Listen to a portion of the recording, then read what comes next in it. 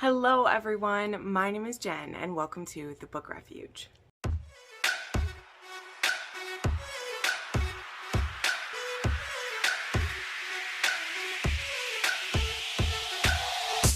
Today we are doing a Mafia Romance recommendation video. Now, why am I putting this video out after the Mafia Romance Readathon, you may ask? Well, a couple reasons. Number one, I thought that I needed to read some more new Mafia books before I did another recommendation video. I also didn't fully realize that I hadn't done another rec video since the last one. Because I feel like I read Mafia so consistently that I forget I'm not always like making individual videos for them. I also did a video recently that was forced marriage trope, which had a lot of Mafia included in it because that is a trope that shows up a lot. But someone requested it and I was like, no, I've done one of these recently, as often happens. And then when I search back through my videos, I realized that, oh wait, Jen, it's actually been a year since I've done one of these, and I was like, we can definitely do another one. So I actually have quite a few books and series to recommend to you. One of the series is like actually complete now, so that's great to talk about it. A couple of the books I actually read for the first time in either the readathon last year or this year, so that's great. So if you're someone who's finding me for the first time for Mafia Romance, hello, hi, welcome. But I actually have a whole playlist that I created. I think it has about 15 videos, so it has all of our like readathon videos in it, but it also has all of the recommendation videos that I've done that are specific to Mafia, and there's quite a few, which is why I thought it had been more recently that I made one of these. So go ahead and check out that playlist up here after you stay for this video, but make sure you're subscribed to my channel because I do put up about 4 videos a week with specific tropes or, you know, favorites, and I always do a weekly wrap up where I talk about every book that I've read recently. So let's go ahead and dive in. And like I said, I went all the way back to last year in my Goodreads, and all the books that I gave 4, 5, or 6 stars to are going to be on this. So I was pretty excited to see how many that I have to share, actually. So yeah, here we go. The first one that I want to talk about is The Butcher's Wife by Sam Crescent. And this one is actually about novella length. This was one that just popped up in my NetGalley as one for review. And I was like, that book looks right up my alley. And so this one involves an arranged marriage, like a lot of these are going to on this list, because again, very popular trope. And this one is about Valentina, who is considered damaged goods because of some things that happened to her.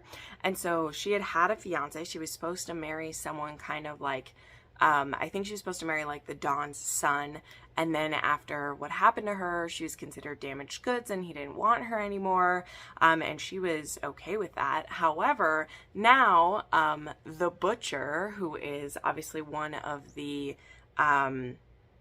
like cleanup guys, one of the torturers for this Don, he has served his Don very faithfully for many years, and so this Don offers to let him pick whoever he wants as his bride, and Giovanni is his name. He chooses Valentina, and everyone's a little confused by that because he literally can choose anyone he wants, anyone's daughters who are very prominent, and he chooses her. And really, he has had his eye on her for a while, and he hated to see how she was treated and how she has been just tossed aside. But he's also happy because that means that he has the chance to have her. So we open this book like at their wedding, and Valentine is kind of terrified that she's being given to the butcher. She's expecting to be forced into anything that's going to happen between them, and that it's going to be absolutely miserable for her. But she believes that that's her lot now after being ruined, again, in a way that was not her choice. She had things forced on her. And then it turns out that Giovanni wants nothing more than to make her feel protected and loved. And I mean, they definitely are doing things immediately, but he is completely like winning her over with his care and love for her, and he loves her body, and he's there to be tender about the things that she's lived through before. And I just think it's absolutely beautiful. So this one isn't very long. It doesn't have too much going on in it, but I thought it was a really beautiful look at an HEA for a woman who, you know, really didn't have any good prospects, and then this big tough older man, this is of course also an age gap, he saw the treasure that she is and makes her his, and I love that stuff. Then we have a book that is one of my favorites that I read last year, but also like one of my most frustrations because the author hasn't put out the next book in it in a while, and it could be a while because the author is now writing more fantasy and hasn't really gotten back into writing Mafia, but I don't care. It has a happy for now, so I don't feel bad about recommending it, because even though there's still kind of a cliffhanger for the overall story, the couple is happily together. Well, we'll talk. So there is Dreams of the Deadly, #1 in the Massacred Dreams duet by Adelaide Forrest. If you don't know, this is absolutely public knowledge. She literally has it written on her website. Adelaide Forrest is also Harper L. Woods, who wrote The Coven, who wrote, I think it's called like Beyond the Veil or whatever that series is. So she's really been focused on her fantasy books lately and hasn't been as into her Mafia, but I really like her Mafia. And this one is about this couple, Thalia and Calix, and they were engaged to each other when they were kids, basically. Like, she was a little kid, he was a bit of an older teenager, and he finds out when he's young that she's going to be his. And so there's nothing creepy or weird that's happening when they're children. He just feels very protective of her, even when he's a young man, because he knows this is going to be my bride one day. I want her protected and taken care of until she's given to me. So this very kind of like gentle attitude that he has towards her. Unfortunately, Thalia is under the thumb of a horrible father, and her life is not good. And something very tragic and devastating happens when she's still young. And Calix, it appears that he has run away or is gone and has forgotten about her, and she's just kind of left in this miserable situation. And now she's turning 18, and because she, you know, won't be getting married to Calix anymore, her father is going to give her away to someone else. And honestly, she doesn't know what's worse, whether she stays under her father's torture or to be given to this other guy who is much, much older and doesn't appear to be that he will be kind to her at all. And then right before she's supposed to have to marry him, Calix shows back up and is like, no, no, no, you won't be giving my bride to someone else. I'm back, she's mine, and I'm taking her. And it turns out he's never really like gone away from her in all this time. He's been keeping his eye on her. He's seen all the horrible things that have been happening to her, and he's been a bit of a stalker. Like, let me just read to you some of the, like, from the content warning page in here, because it'll either get you excited or it'll set you up for the type of books that Adelaide Forrest writes. So there are situations involving questionable consent, there's stalking, a slight age gap, forced and intentional pregnancy. Adelaide Forrest does that a lot. Forced marriage, graphic violence, references to childhood abuse, not by the hero, and somnophilia. All those things happen. There's a scene in this book because the heroine is kind of afraid of having a child / doesn't know if she trusts Calix or not, where she's been trying to take birth control, and he ties her to a bed and lovingly, of course, fucks his cum into her until he's pretty sure that it's working. So that's the kind of stuff you could be in for with Adelaide Forrest. Just be prepared. Okay? All right. I need to move on. We won't talk this much about each book. I maybe promise. And one of the ones that I can go through pretty quickly is I haven't done a Mafia like rec video where I've talked about this entire series yet, because I've read this entire series in the last like 5 months. So there of course is the Perfectly Imperfect series by Neva Altaj, and there are 6 books currently out. I think she has plans for up to like 10 of them to come out, and they all start with Painted Scars by Neva. This one is actually Nina and Roman, and she is kind of like pushed into this marriage with a Russian pecan as part of a deal, and it's supposed to be like a fake marriage. This hero, he has been like injured, and so he needs to appear that he still is very strong and capable, and so they're forced, he like blackmails her into this forced marriage in the beginning. This is, in my opinion, the weakest book in the series, and so a lot of people, not a lot of people, but some people start this and they're not super intrigued to keep going. I highly recommend that you do. Also, it's pretty short, and like you could skip over this if you want. The only reason I say maybe not to is that Roman is the pecan of, which is the head of the Bratva for a lot of these books, but he's not like a central character in any book but his own.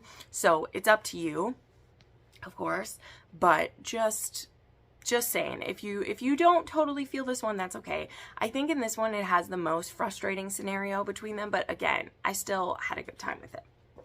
Then there is my favorite book in the series, and this one, like, I've read it quite a few times, like 3-4 times now, and I love it more every time. And so this one is Broken Whispers, and this one is Mikhail and Bianca. This one has the mute heroine from an accident, and so she can't speak. She's also a ballerina.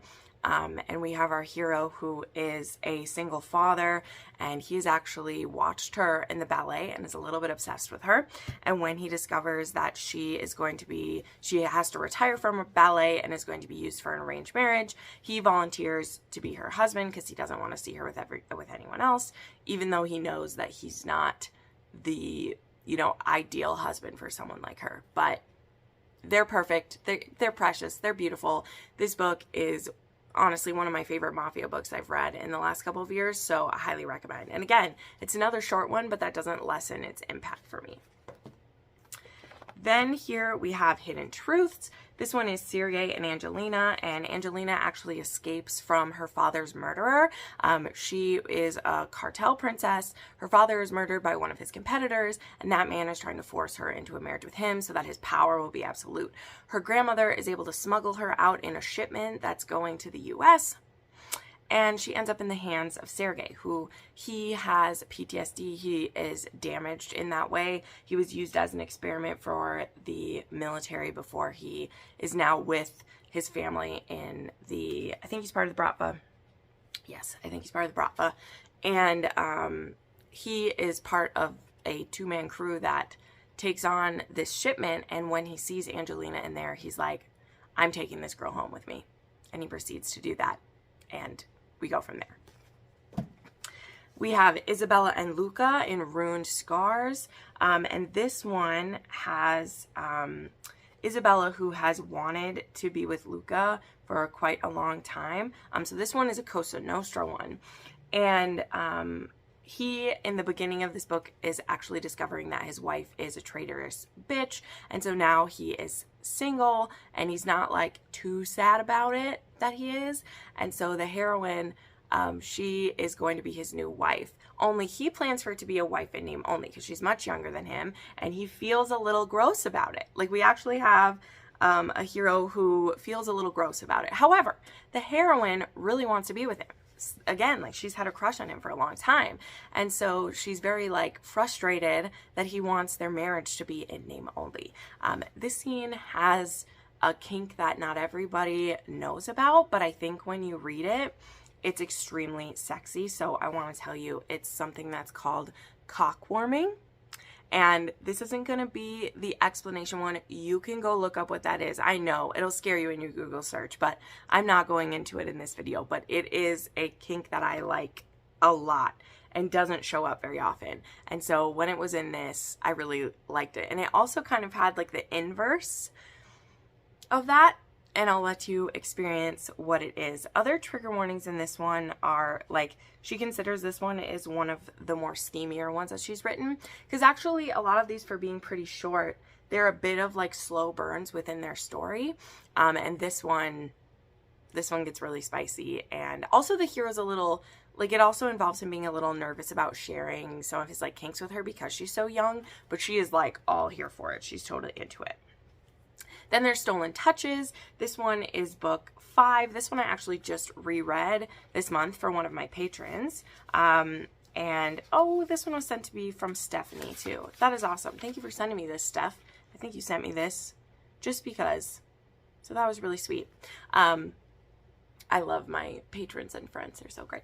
So yeah, this one is Malene and Salvatore. And I really like this one because Malene is the younger sister of Bianca from book 2, right? My favorite one. And Malene is actually trying to become a nurse. She is almost all completed with that. I think she's like in her residency of it or whatever it's called for being a nurse.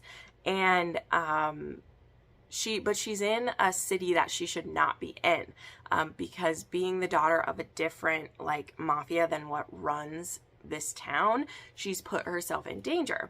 And in the beginning of this book, it actually begins with her helping deliver a child in the parking lot of a hospital, and the hero happens to be leaving said hospital. So for this one, our hero is actually an amputee, and so he's going in for his checkup about his leg, and she ends up like taking his coat to help her birth this baby, and he is kind of immediately enamored with her. Salvatore, he is a bit of a like psychopath, so he doesn't normally feel things the way that this feisty little woman makes him feel things. And so without, explaining who he is, he doesn't know who she is right away. He starts wanting to see her, and he becomes a little obsessed with her. And then once he finds out who she is, he uses that to his advantage to kind of force her into a marriage with him, which is a little bit underhanded, but he's also trying to protect her. And she was being very reckless by being in a city that is not controlled by her family. And, he, being a leader of the mafia in this area, could have demanded her death for what she did. And instead, he just wants to make her his wife and slowly win her over by walking around their apartment without his shirt on and flexing his beautiful muscles at her.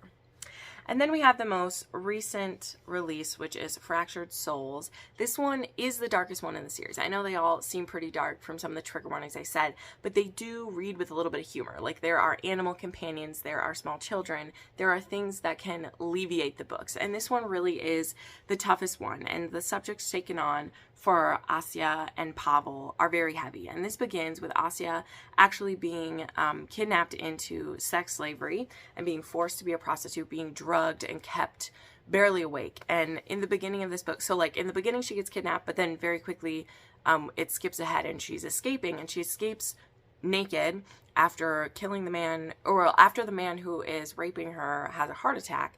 She escapes naked, runs out into the streets, and almost gets hit by Pavel's car. Pavel is he is a, what's it called? A nightclub manager for the Bratva, and he sees this broken woman and he brings her home, discovers that she is actually the daughter of a sister of another mafia group, but she begs him not to tell her family because she feels so dirty and used, and she has PTSD, and she just doesn't want to be seen by anyone who loves her. She's just not prepared for that. And she actually trauma bonds to Pavel, and it is devastating to see, but it's also so beautiful because he's so tender with her. He tries to figure out what he can do to help her. He is there for her when she's going through withdrawal from the drugs they had forced on her. So again, this one is definitely heavier, but I think that Neva takes great care with this couple, even for the book not being super long. I feel like she takes great care with her, and again, it doesn't have the levity or the humor breaks trying to break in like we do in some of the other books. So yeah, definitely be careful with this one, but I think that it really is her most powerful book in the series thus far, and I was just very, very impressed with this one. Whew, okay, so after that mini deep dive into Neva Altaj, let's continue right along. I will pretty quickly speak about these two, I promise.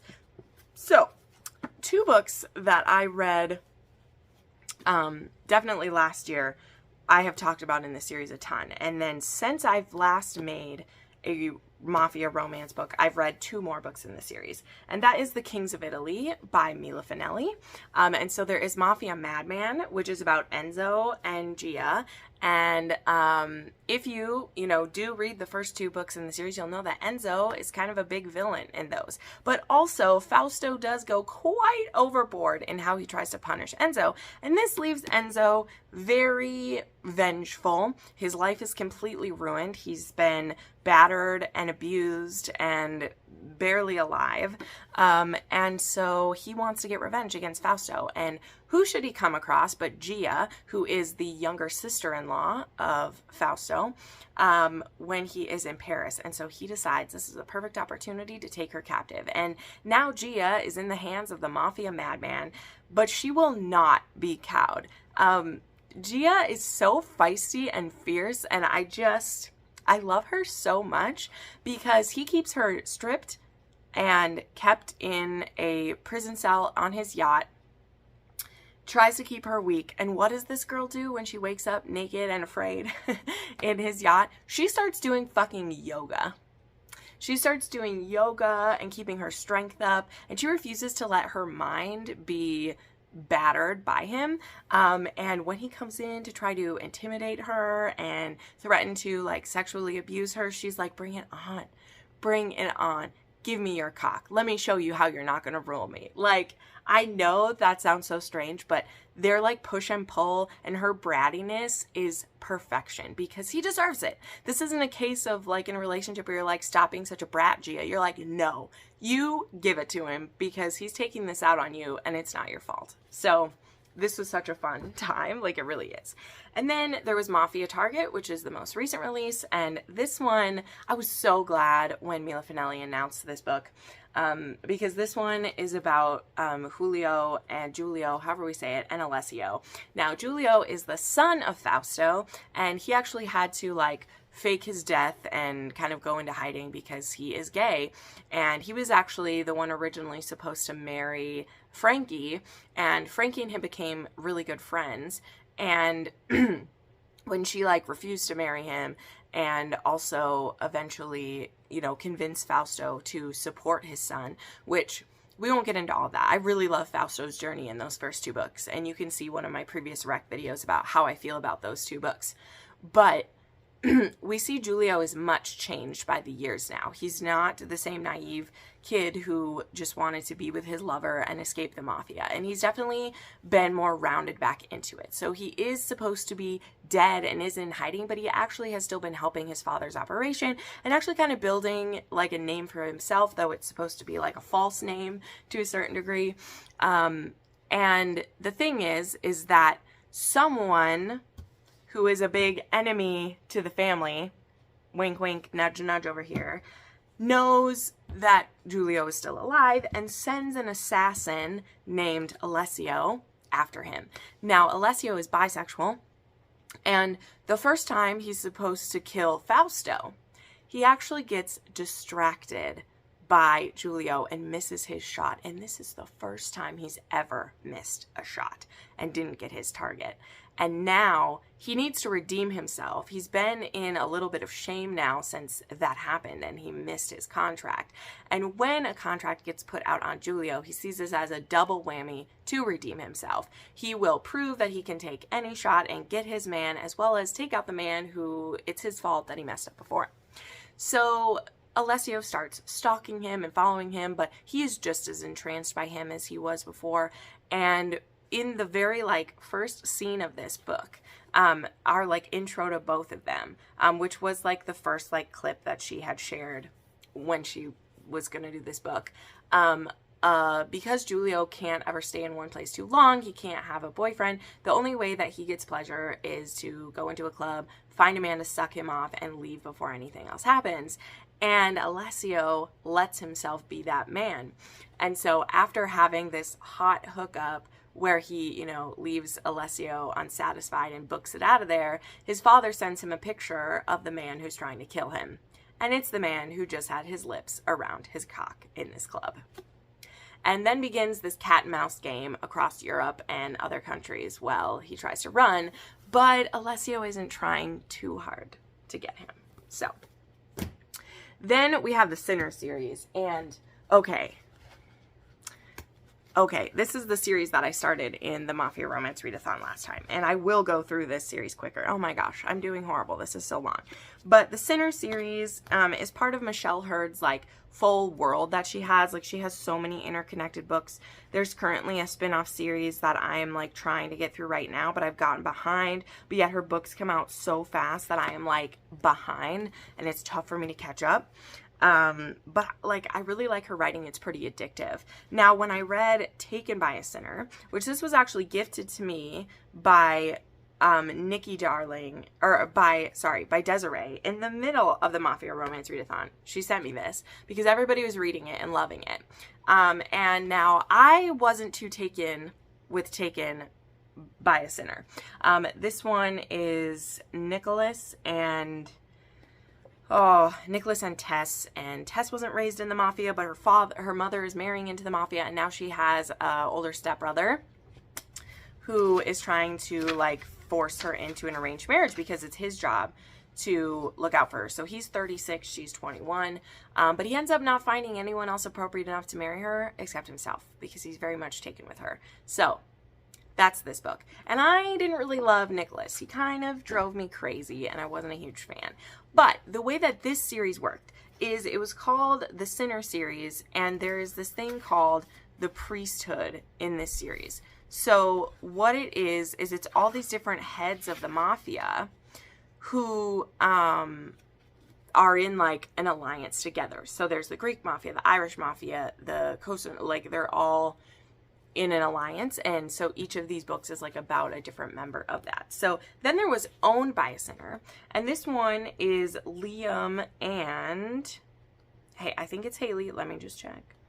Liam and Kiara, and she actually becomes a receptionist for Liam's, like, legitimate side of the business, and now she doesn't know this, but her father, who her parents were never together, but her father has always worked for the Irish Mafia, and that's why he was never in her life, because he didn't want her and her mother to ever be involved in it because he was afraid of what would happen to them and that she would have to be in an arranged marriage and all this stuff, so he's kept her hidden. But she ends up getting a job for these mafia men anyway without any clue, and she catches the eye of not only Liam, who we love, but unfortunately his skeevy younger brother, who also wants to take a bite out of Kiara. Yeah, and so eventually who she is comes out to not only her, but to Liam as well, and now he's like, well, now there is this woman who is technically under my protection as the head of the Irish Mafia, and I'm gonna need to make her mine for myself. And, okay, Liam is the swooniest man in this series, okay? Really, really loved this one, but my favorite book in the series, a 6-star read, one of my top reads of 2022, was Stolen by a Sinner. And this one is Gabriel and Lara. And Lara is a domestic slave. Her and her mother were both slaves for the Turkish mafia? No, for the Greek. I don't know. No, Gabriel is a part of the Turkish mafia. Wait, when Gabriel head of the Turkish mafia. Yeah, Gabriel's part of the Turkish mafia. And so one night when she is just doing her thing at where she lives, where she's forced to, Gabriel's crew breaks in and is there to kill everyone, and she accidentally gets shot. And the way that she gets shot is her trying to, like, flee, but to Gabriel it looks like she's trying to, like, throw herself in front of, like, the bad guy, and so he sees her as a spy, and so he takes her home and he gets her a doctor for her shot, but he's gonna kind of, like, torture her for information. Only becomes clear that she is literally a terrified domestic slave, and he feels so bad for her, so he ends up offering her a job in his home, which is a completely different home than she's ever known, and the way that he treats her is so beautiful. And this is a type of, like, Cinderella retelling in a way, because he becomes her home and her safe place after her having been in this terrifying, scary place. And he ends up having, like, feelings for her, but he knows that the power dynamic that he has is very great. So he needs to be very careful about sharing his feelings for her, because she's never had a choice in anything.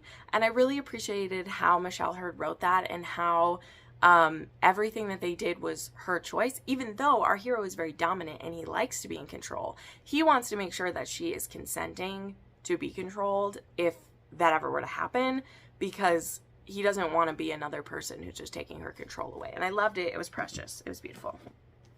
Then we had Chosen Bisoner, and this one is Luca and Mariah, and they are definitely children of like bigger series from other series. And I have actually read, I think, about Mariah's parents in a different one.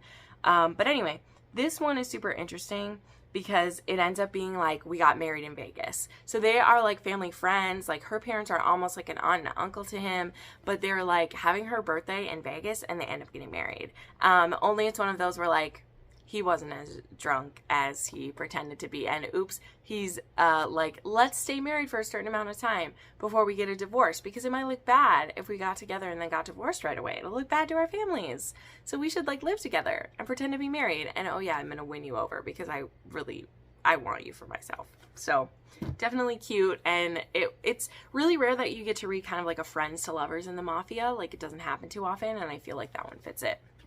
And then we finally got to read Captured by a Sinner. And this one is Victor and Rosalie. And this is one that is kind of set up like way earlier in the series, because Rosalie's family is taken out by one of the mafias because they have been like torturing and doing bad things.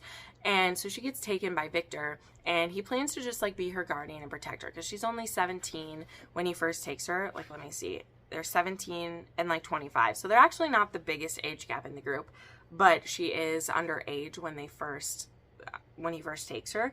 But he takes her and he helps her learn to protect herself, and he gives her the smarts. And when she reaches like her full majority, he's planning to let her go. The only thing is, you know, he has feelings for her, she has feelings for him, but he is aware that he's kept her captive with him. And so it's kind of that thing where he's like, I need her to choose me on her own, not because I kept her captive, which is admirable, but also extremely frustrating in some aspects. So, but this was a really good book. I mean, it's frustrating for a story intentions, not because I like hated it. Okay, moving along. Then there is Brutal Intentions by Lilith Vincent. This one is a pretty taboo one. This is actually my mother's husband romance, but it's kind of interesting because the husband, who is Lazaro, is actually forced into an arranged marriage with Mia's mother, who is like much older than him. So she, I think, is like 17 when this starts. He's like 10 years older than her, but like 10 years younger or more than her mother. So it's still an age gap between them, and now he's her stepfather. But he has never slept with her mother. He doesn't plan to sleep with her mother. And he immediately has his eye on his new stepdaughter, and he really wants to get in her pants. Like, there's no other way to say it. He really wants to get in her pants and make her his instead of the old crone that he's married to. And I don't say that because I'm picking on the older lady. I'm saying that because her mother is a witch and is cruel and mean. And yeah, we don't want him to be with her anyway. So yeah, this one is pretty taboo. This one's naughty. It has lots of kinky good times. It has some dubious consent. It has some somnophilia where he comes in and plays with her when she is only partially awake. Like, there's lots of naughty stuff going on in this one. But it was also like fun in its ridiculousness. So it's one that I still do recommend. Like, I had a good time. The next one in the series I didn't like as much, and I actually DNF'd it. But I liked this one a lot, and I'll read another one from her for sure. Then, By Fate I Conquer by Cora Riley. I was unsure if I would have a Cora Riley in another Mafia recommendation video, because it's been a while since I've read one of her new releases that has felt like I would put it on a recommendation video. Obviously, some of her older titles will always be on recommendation videos for me because I love them so dearly. They are powerful stories, but I haven't felt that recently. Then we get to Greta and Amo. So we have Greta, who is one of the twin children of Serafina and Remo, and she has some sensory issues and some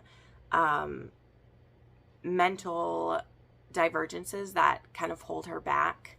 Also, she's kept extremely sheltered, being a daughter of the capo of Las Vegas. So, you know, there isn't much chance for her to be socialized with people her age. The only people she's around are her cousins and like family members. And so there isn't a big chance for that. But there is basically a fated meeting between her and Amo, who is the son of Luca, when he comes to talk business with Remo. Now, Remo and Luca have had a tenuous partnership for many years at this point, since things all went down back in like Twisted Pride and all that stuff. But it's getting very tenuous, and definitely the younger generations make that even more tenuous, because we have Nevio, Greta's twin, who is a psychopath, and he is ready to torture and maim and kill all the time. Like, he is a bloodthirsty, and Remo has been doing his best to temper him or to kind of guide some of his craziness, but he definitely has it, and it's intense. And it even kind of scares Greta sometimes to see the depths of her brother's depravity. Even though she loves him so much, she doesn't feel that that type of mafia life is what she wants to be around. But this connection begins to build between her and Amo, and this is a forbidden marriage. Like, they don't need to have an arranged marriage between these two families, and there's actually like Amo is supposed to marry someone else, but his feelings for her just grow and grow and grow until he needs to make a decision, and it could greatly like blow up this peace that has lasted for so long. So this for me was going back to some classic Cora Riley, and this is what I had wanted from her Next Gen series way back when, and this book really gave it to me. Now, I'm hoping too that her new series she's starting, which actually starts coming out this month, and I'm excited to read, I hope that it will have this level of like intensity again. This is what I want. And I'm also hopeful that Nevio's book, whenever we do get it, that's really the last one of the kids that I'm really looking forward to. That's the one I really want to read. I'm interested to see what she does writing a psychopath again, who seems to be even more so bonkers than Remo was. So we'll see. Then there is Make Me and Hate Me by Summer O'Toole. These ones, again, are some pretty bonkers romances. Make Me is between Cash and Harlow, and Harlow actually sees a murder happen, and then she ends up embroiled in a really dangerous situation. Cash is a bit of a stalker to her, and he uses this opportunity now to be able to make her his, because she needs to be protected, so he can make her be his. These ones have lots of spicy, good, kinky times in them for sure. Then there's Hate Me, which is Effie and Phineas, and this one, her dad is kind of forcing her to spy on him, even though like Finn knows that she's going to be forced to spy on him, and he's actually had a thing for her for a very long time, but they're from enemy families, so nothing can really be happening, and they get forced into a marriage where she's supposed to be her dad's spy, but she doesn't want to do that. She doesn't even want to be with him because she feels like she was tricked into it. Like, there's just a lot of layers, and this one was extremely bonkers. They both were, but I still recommend them if you like a more bonkers read. Then there are the books that I read most recently in the Mafia Readathon that I recommend. So there is The Devil I Don't Know by L.K. Shaw. This is the first book in a Italian meets Irish pairing, and this is an arranged marriage at the beginning. This is one that I've been saying I do recommend as kind of like a starter mafia book. When people ask me what's a good place to start, I think this one could be it. I haven't yet continued on in this series because it's only been like a couple weeks since the Mafia Readathon and I haven't had time yet, but I do have the next book downloaded. So this one, our characters are forced into this, and the hero is very like gentle with the heroine right away. Like, he sees her grandfather like hit her, and he immediately is like, she's my wife. You won't be touching her. She's mine now. I've signed the contract. She's mine. And no one is going to touch her without her consent. That's not what the Irish do. I don't know what the Italians do, but that's not what the... Wait, did I do that right? He might be the Italians. I'm sorry if I just messed that up. Either way, he's like, that's not what we do to our women. I don't know what you're doing, but we won't be doing that. And so he threatens her family right there. But then he like takes her home, and he's just like, doesn't pressure her into anything, and she doesn't know what to make of that. She thinks her husband's really hot. She thought they'd have to consummate it, but he's not pressuring her into anything. And so I really like how the chemistry between them built, and I ended up giving this one 4.5 stars. It had a like blip of a moment in the third act where like it wasn't a full conflict, it was a misunderstanding, and it was one of those misunderstandings where I was like, ma'am, could you take 2 seconds? But also the misunderstanding only lasts for about 2 seconds, so I was like, meh. It was a quick read. I loved the audiobook for it, and like I said, I'm going to continue reading this author's books in this series, so 4.5 stars for it. Luca was, like I said, he's very gentle with her, and the build up to the first time they have sex, which this is a slow burn. This wasn't a super overly spicy book at all. It was, like I said, it was very tender. It was very sweet. It didn't have a lot of that like bad talking about the females or any of that, and so that's why I felt like it was a very good starter book. It made me very happy. And then my new favorite Mafia series that I'm reading and I'm absolutely obsessed with is the Dark Hearts series by J.G. Cole. I was sent Devious Hearts as a promo from Valentine PR because I love getting dark and mafia romances, and they sent me this. And I had read a novella by J.G. Cole before, but that is it. J.G. Cole is a male romance author, which I love. I've been looking for more male romance authors that write MF romance because I've read quite a few who write gay romance, and I love that. Like, no problem with that. But I want to read the male perspective on MF sometimes. I think that it's very interesting. And I will say, not that I don't think females can write brutal books, but I did think that this series is very brutal and gritty and dark, and not just in the sexual things, although the sexy things definitely get dark and kinky. Like, there's a whole list of delicious kinks for both of these. But the greater story overall involves some very darkness happening, and like the villain who is the villain in this book and then his shadow is over the next book is a crazy motherfucker. Okay, like he's scary and dark and it's intense. And so anyway, this one is an arranged marriage between the Greek and the Irish mafia. Just had to double check. This one is Neve and Ares. And yes, the Greek mafia, all of the kids are like named after Greek mythology. It's very delightful. But they're forced into this. It's supposed to be just a marriage in name only, except the heroine is so defiant. She's like, you bet you won't be touching me. And the hero's like, I wasn't planning on touching you, but I could if I wanted to. I could make you want it so damn much. And so they play a lot of kind of sexual games with each other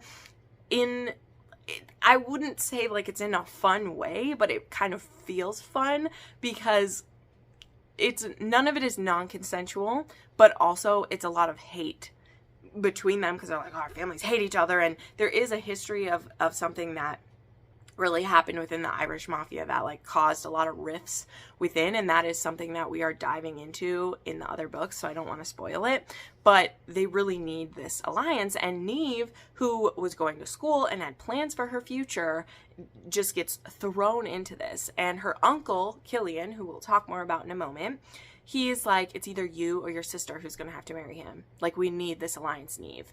And he wouldn't ask this of her if he didn't. Like, he cares for his nieces very much. But he's like, we need this. And I know you're strong enough to do it, so you need to do it. And so she definitely throws a fit about it, and it's pretty wild. But she's also like, oh, he's so hot, it pisses me off. Like, it's that kind of thing. So there's crazy sexual tension in this.